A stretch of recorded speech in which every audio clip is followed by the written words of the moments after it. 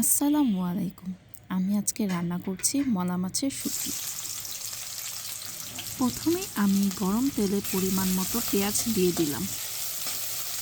পেঁয়াজগুলো কিছুক্ষণ ভেজে নেব।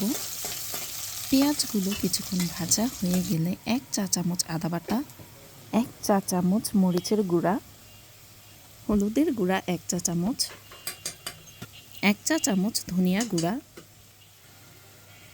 স্বাদ মতো লবণ এবং একটু পানি দিয়ে ভালো মতো কষিয়ে নেব।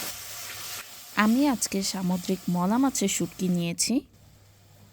মাছের শুটকিগুলো শুকনো খোলায় ভেজে আগেই পানিতে ভিজিয়ে রেখেছিলাম। এবার কষানো মশলায় মলা মাছের শুটকিগুলো দিয়ে দিব। শুটকিগুলো মশলার সাথে ভালো মতো 2 থেকে 3 মিনিট কষিয়ে নেব।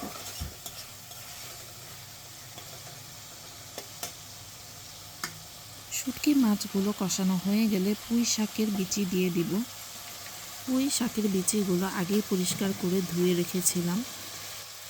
অনেকে পুঁই শাকের বিচিকে পুঁই মিছরি বা পুঁই ফলও বলে থাকেন। এখন পুঁই শাকের বিচিগুলোর সাথে শুটকিগুলো কষিয়ে নিচ্ছি।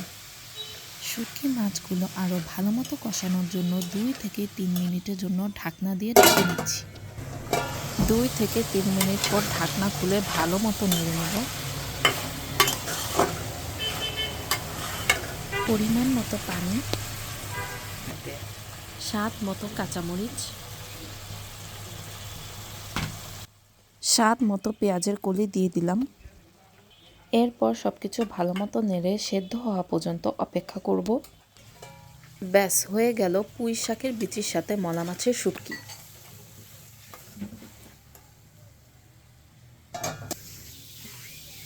দুপুরে কিংবা রাতে এই মলা মাছের শুটকি আপনার জন্য হতে পারে একটি মজাদার খাবার। এই ধরনের রেসিপি বা ভিডিও পেতে আমার চ্যানেলটি সাবস্ক্রাইব করুন। সবাইকে সাথে থাকার জন্য ধন্যবাদ।